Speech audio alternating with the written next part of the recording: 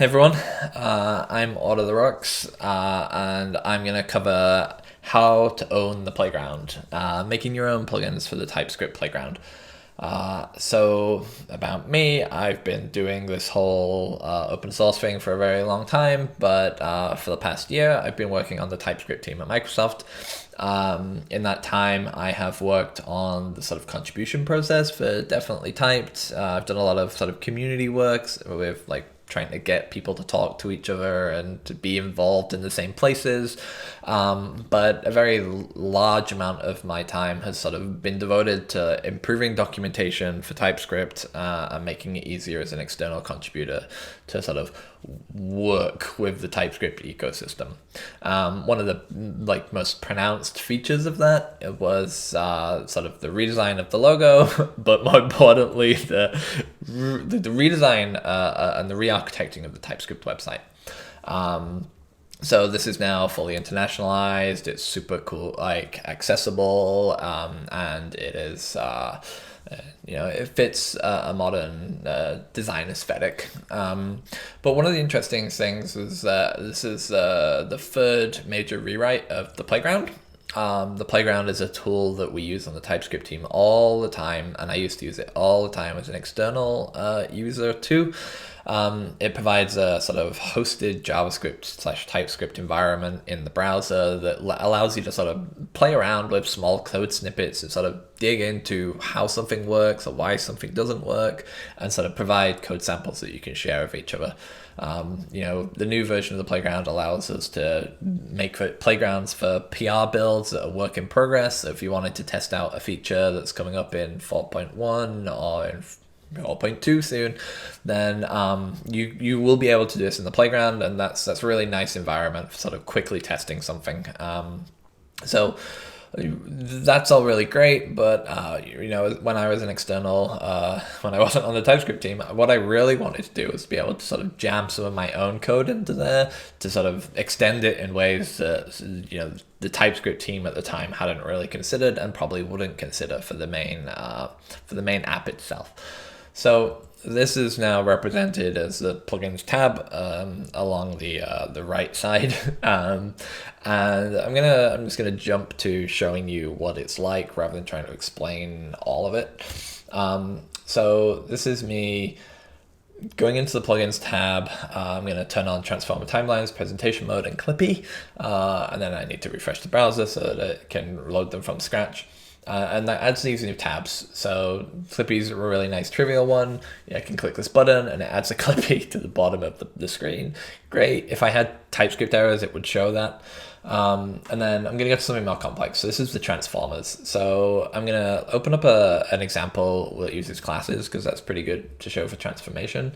And the TypeScript compiler is a pipeline of different transformations. So when this is on 2017, there's not that many pipeline things that make a change. So I'm changing it to ES5. And in ES5, you can see a difference between TS and class fields. So you can see that name disappearing because when you just remove the types, the name variable stays there. And then when you do class fields, it get rid of it.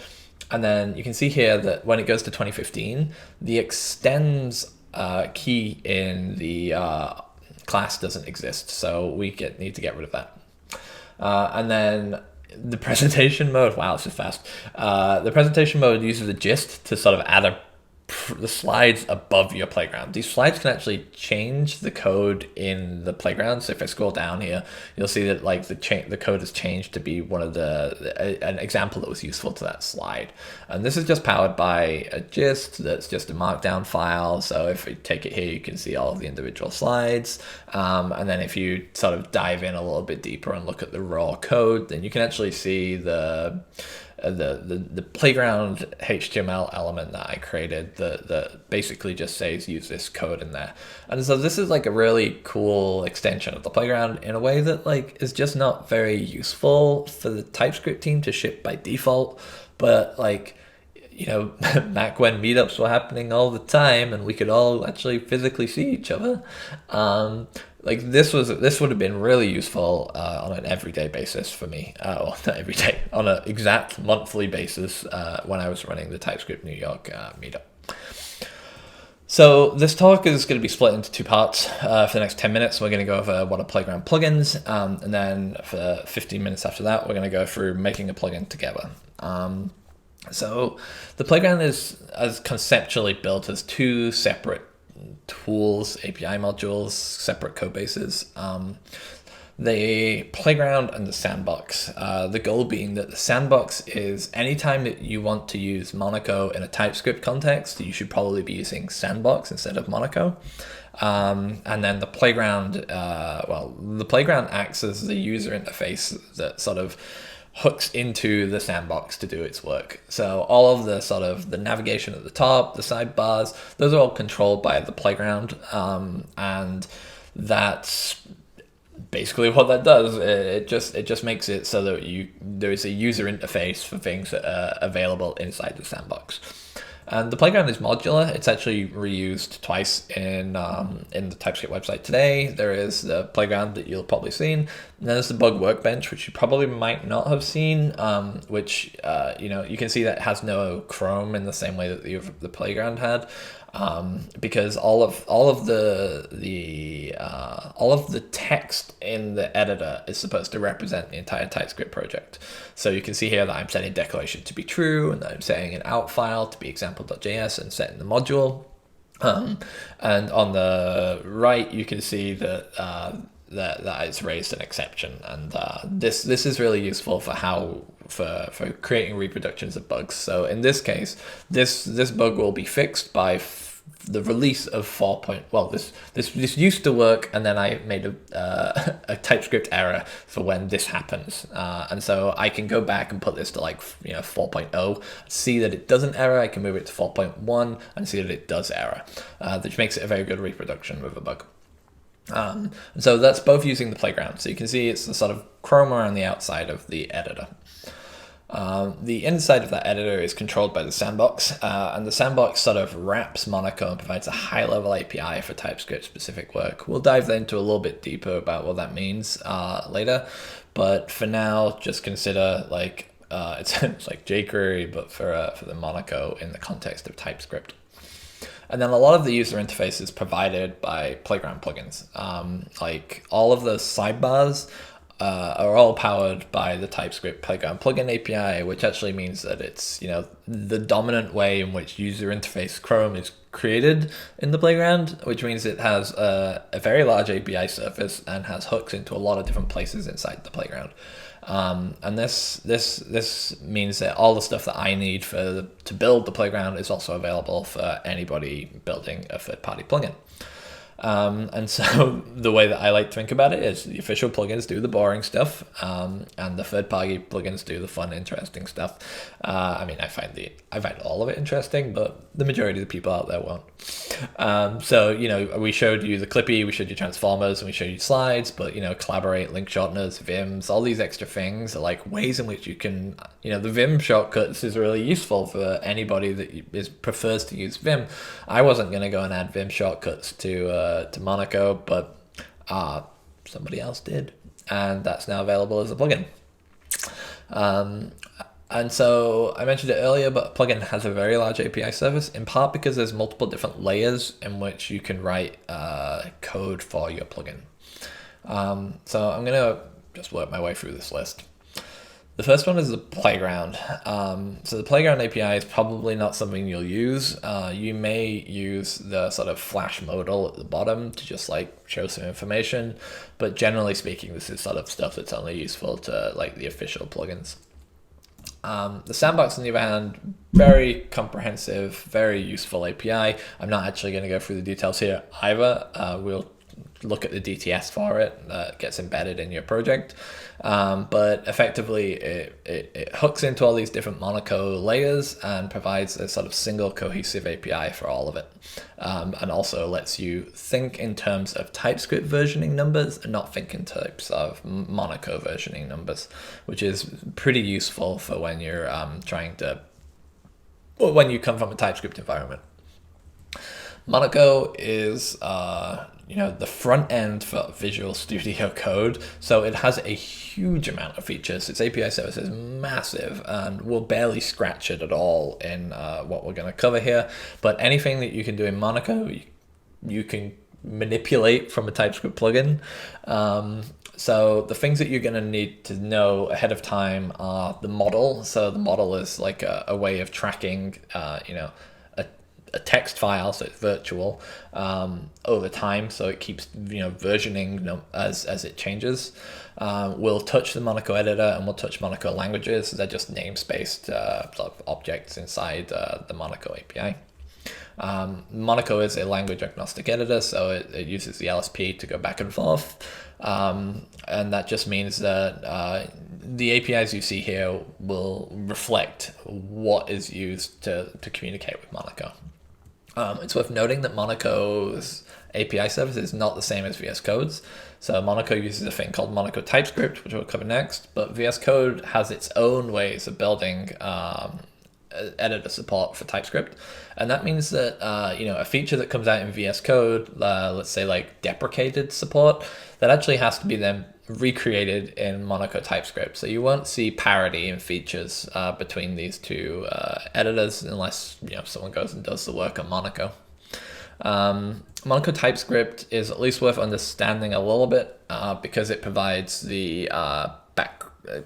background threading support.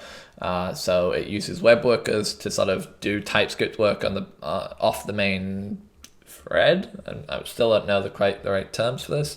So it won't lock your screen when you do some work, and that then comes back to you, and that's all handled in Monaco TypeScript very elegantly.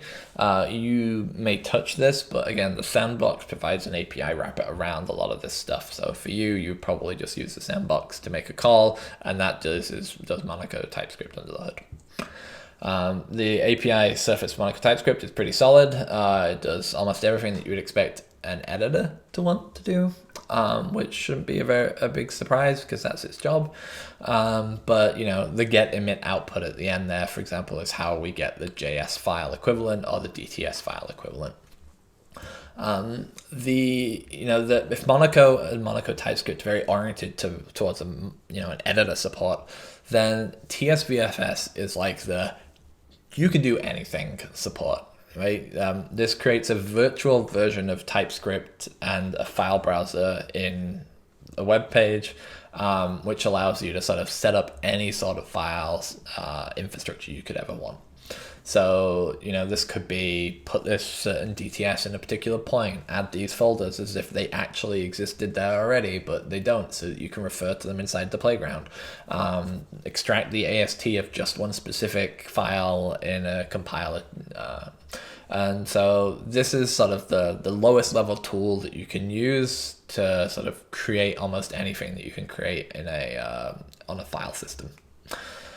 And then finally, there's the sort of plugin API surface. This is just like the hooks that you get from the playground in order to do some work. The interesting things here are will mount and did mount, which, when your tab has been clicked, model change and model change debounced, which is, when text has changed in the editor, model change will be instant and debounced will be, does it say? No.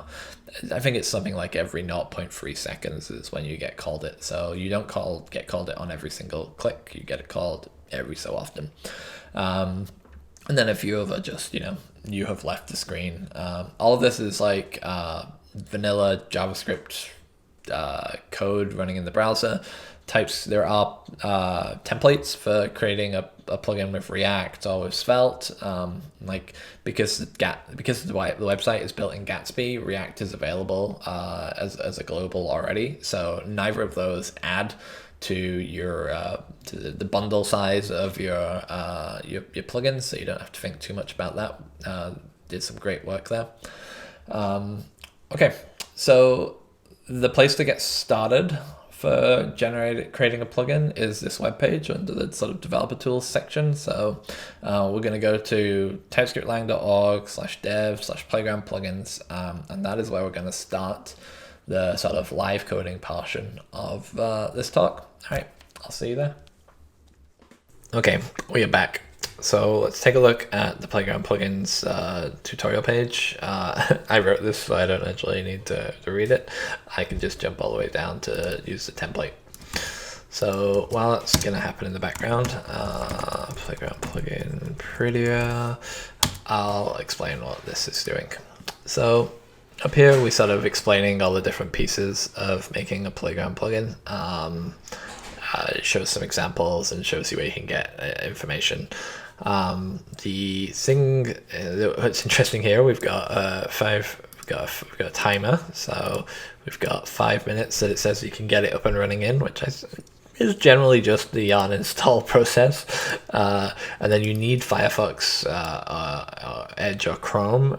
So you need one of these browsers. You can't use Safari because like there's a security model that's a little bit interesting to make work. So let's go into here, let's open this up in VS Code, and we'll see what that template has done. No, thank you. So looking in here, we've got a dist folder with an index.js, which probably corresponds to our source index.js. Then we've got a scripts folder, and that scripts folder has a get DTS. Because you're doing all this stuff with like JavaScript exists in a web page, it actually downloads all the DTS files from the staging version of the TypeScript website and just sets it up to run locally.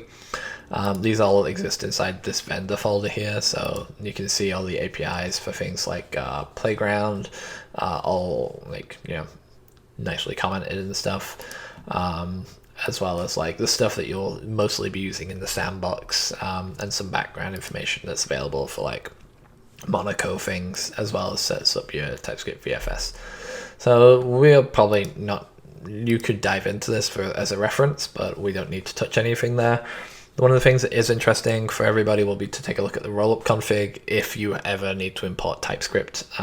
There's some docs in there on how that works.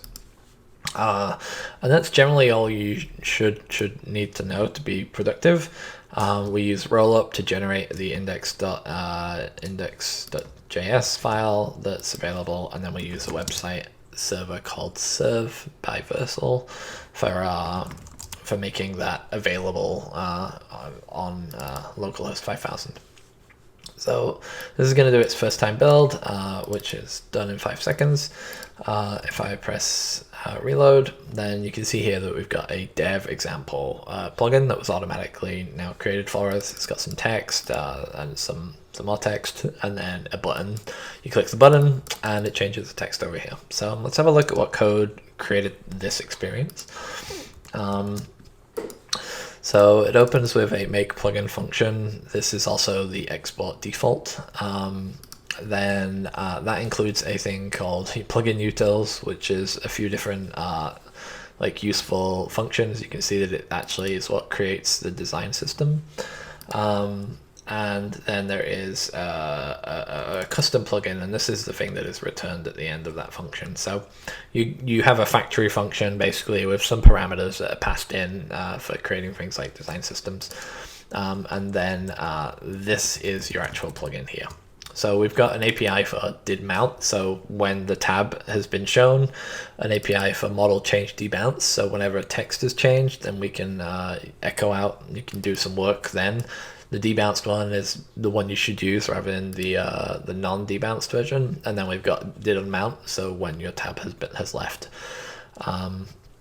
So you can see here that we create a title, we create a paragraph, and then we create some the button and the click button, which just uses the Sandbox API. So this is all should be reasonably familiar if you're used to using a DOM API directly.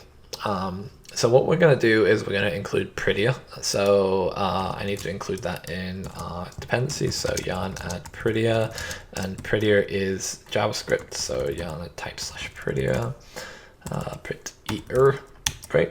It doesn't matter whether it's in dev dependencies or dependencies because we use rollup, and rollup will just look to find out what imports are included, and we'll just turn that all into a single file. So I can then just do, so it won't be included in the index.js unless it's included in the source code. So import prettier from prettier, live coding, eh? And we need to use it to make it get included. So we'll use it here. So we can get const old code equals sandbox.getText. Yep. And prettiers API is like prettier.format, and that format you give the old code, and you tell it in the options where the file path is, so that it knows what, to use TypeScript because it's a .ts file, for example. So I can ask for that from the sandbox, the sandbox.filepath. Great. We need to set the new code to be that, and then we can change this in here. And that, in theory, if I run yarn start, should take the old code, run it through prettier, set the new code. But what we're going to find is actually that doesn't work. And why that is because prettier, the dependency, is also a Node CLI app.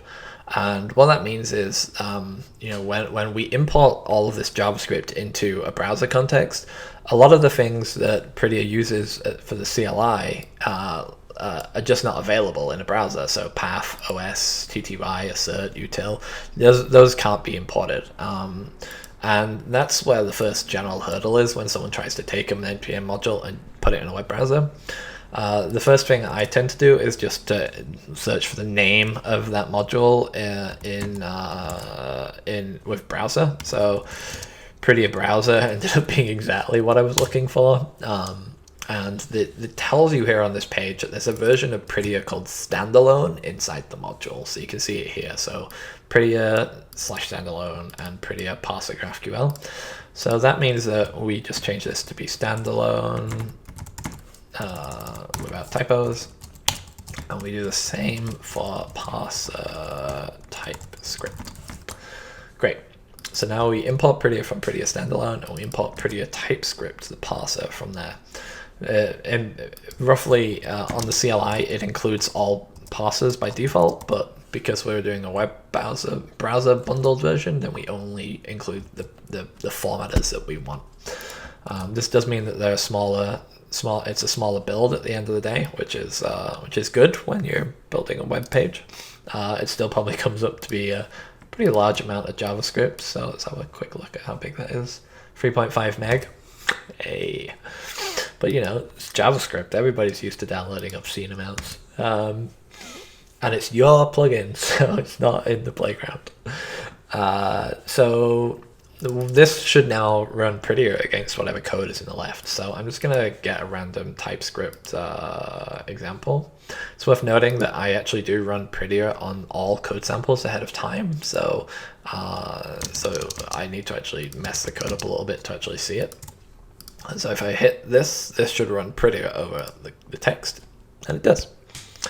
So we can see now that it has formatted it actually in a different way. So it's added this pipe ahead of time as well, which is kind of cool. So that is the process of taking an NPM module, putting it into a plugin, and then making it actually usable, which was just a little bit under 5 minutes, but it took us 5 minutes to get it up and running. So a few minutes after that. So to sort of talk a little bit about the API surface, we've used the sandbox for all of the code that we've done so far, which is just getting and setting the text and finding out the file path and the language. But we're gonna make a little bit more of a nuanced dive here. The actual Monaco editor itself includes a formatter. So if you use the command palette, it's very similar to how VS Code works. You can see that there's like format document and format selection. So right now that actually uses TypeScript, TypeScript's formatter. So one way to tell is to see that TypeScript doesn't add semis for you. So if I format this, as you can see, I'll just prove that it'll format. It formatted it actually a little bit differently. It didn't add semicolons, and then when I did TypeScript, when I did the prettier, then it added the semicolons. So that's how we can tell the difference between the two. And we're going to replace the formatter in Monaco in our plugin. So this is a bit like that Vim plugin that we saw earlier. This actually adds Vim key bindings to Monaco, not necessarily to the TypeScript playground. So to do that, we need to create a sort of Monaco formatter, and I'm just going to do it in the top context. So this is a prettier formatter. Okay, and its type is going to come from Monaco editor languages document formatting editing provider. Great. This actually only has one function in it, so we can just do that. It's going to have a model, a opt, and a cancel token. We will not use either of those, so we'll just make that very explicit. It expects an array of formatting edits to be returned, but right now, just to make it pass, we'll do nothing. So if I take the prettier code that we had down here, I copy this, and I'll just delete that button because that button is not being used at all now. And I bring it up to here. You start to see a few problems, and that Sandbox is not available in this scope. And that's fine because we actually get the model. And the Sandbox APIs actually kind of reach into the model. That's what their job is for. So instead, we'll just use the original things. So these are the Monaco models. So Monaco model represents the text in the editor as well as like the version it's at and its file. So I can get its code by asking for get value. I think it's a function. Yep. That's the old code. The new code needs a file path, so that's the model.uri.path. The plugins is still the same, and we just need to return something else instead. So we can return the object of text new code. You need to provide a range, and that range in this case is just from the model. So the model has a full model range function, and that basically says, we're going to provide formatting edits. So it says like, before and afters, and we're just going to provide an object back to Monaco that says, here's the new text from the start to the end of the old text. And that's kind of all we need to support the Monaco API of the formatter. It's a nice three-liner. We now need to sort of register it with Monaco, right? So we need to tell Monaco that this thing exists. So we can do that in the onMount. So when a tab is shown, so to do that, we actually have to go into the sandbox, and then we reach into the Monaco global. So this is actually available on window.monaco too, but I think it's always better to try and make it explicit through the type system whenever possible. So that's monaco.languages.register formatting. You can tell that I've done this before because all the autocompletes are exactly the right one first time. So we need the sandbox.language here, and then we're just going to pass in the prettier formatter. And so this registers the prettier as the formatter. Because it works on the most recent, then it's going to overwrite the TypeScript one.